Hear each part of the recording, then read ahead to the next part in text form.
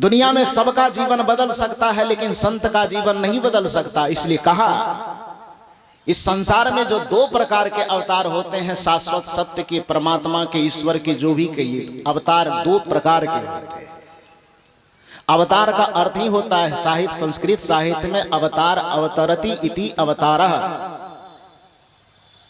जिसके जीवन को हम अवतरणिका बना सके। अवतरणिका का मतलब, अवतरणिका का अर्थ होता सीढ़ी।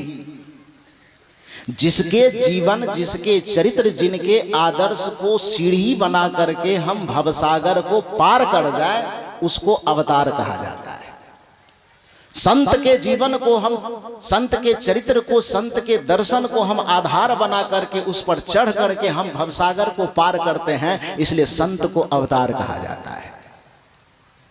भगवंत को भी अवतार कहा जाता है, लेकिन संतों के निगाह में, खास करके सदगुरु कबीर साहब की निगाह में, संत के सामने भगवंत का उतना कोई ज्यादा वैल्यू नहीं है। कबीर साहब ने इसका उपमा देते हुए समझाया। एक साखी में कबीर साहब ने कहा, गुरु है बड़ा गोविंद से, मन में देख विचार। गुरु बड़ा है किससे? गोविंद से। कहा क्यों भाई? कबीर साहब धर्म जगत के वैज्ञानिक संत कहलाते हैं। उन्होंने कहा कि मैं कोई बात हवा हवाई की तो करता नहीं हूं। हवा हवाई करने वाले से कबीर साहब का बड़ा विरोध रहता था। कबीर साहब से किसी ने पूछा कि दुनिया के और जितने सारे संत हैं और आप एक तरफ अलग हट जाते हैं, थोड़ा मतांतर दिखता, क्यों दिखता है? कबीर साहब ने कहा उसका कारण है। कहा क्या? तेरा मेरा मनवा कैसे एक होई रे। तुम्हारा और हमारा मन एक जैसे कैसे हो सकता है? कहा क्यों नहीं होगा? तू कहता कागज की लेखी, तो हर एक बात का प्रमाण देने के लिए केवल कागज की बात तू दोहराते रहता है। जिस बात को प्रमाणित करना हो बस कागज की बात, पोथी की बात, कुरान की बात, कथा की बात, कीर्तन की बात करते रहता है। अरे कुछ अपने अनुभव की तो बात कहो। तू कहता कागज की लेखी, मैं कहता निज आँखन देखी। तू कहता कागज की लेखी, मैं कहता निज आँखन देखी। तेरा मेरा मनवा कैसे एक होई रे। तुम्हारा और हमारा मन एक कैसे हो सकता है? तो कबीर साहब से पूछा कि भगवंत के भी अवतार, संत के भी अवतार आपके नजर में? का भगवंत का अवतार नीचे और संत का अवतार ऊपर।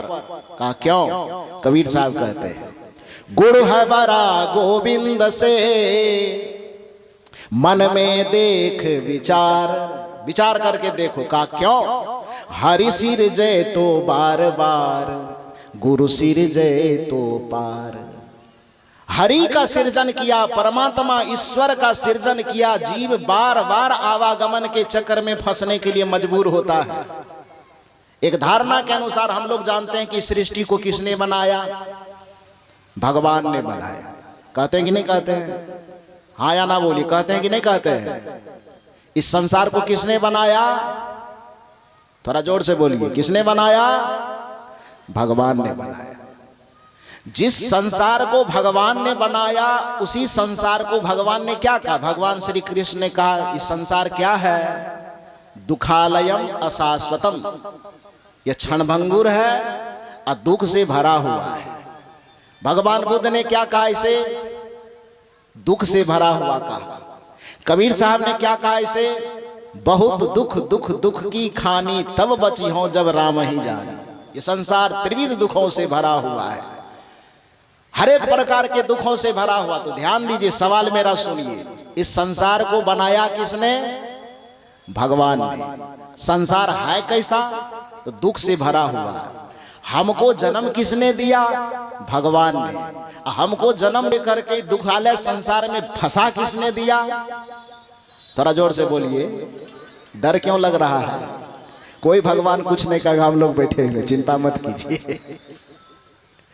इस संसार बनाया किसने? भगवान ने। हमको बनाया किसने? भगवान ने। संसार कैसा है? दुख से भरा हुआ। ये दुख से भरे हुए माया के जाल में फंसाया किसने? भगवान ने। यहाँ क्यों आए हैं? फंसने के लिए कि बचने के लिए? भगवान इस दुख रूपी संसार में फंसाने वाला। और जब सत्संग में आकर के हम बैठते हैं, गुरु से युक्ति सीखते हैं, ध्यान की साधना की विधि जानते हैं, तो गुरु उंगली पकड़ करके, बाह पकड़ करके इस माया के जाल से, दुखालय संसार से किनारा करके भवसागर पार कर देते हैं। इसलिए गुरु बड़े अवतार हैं।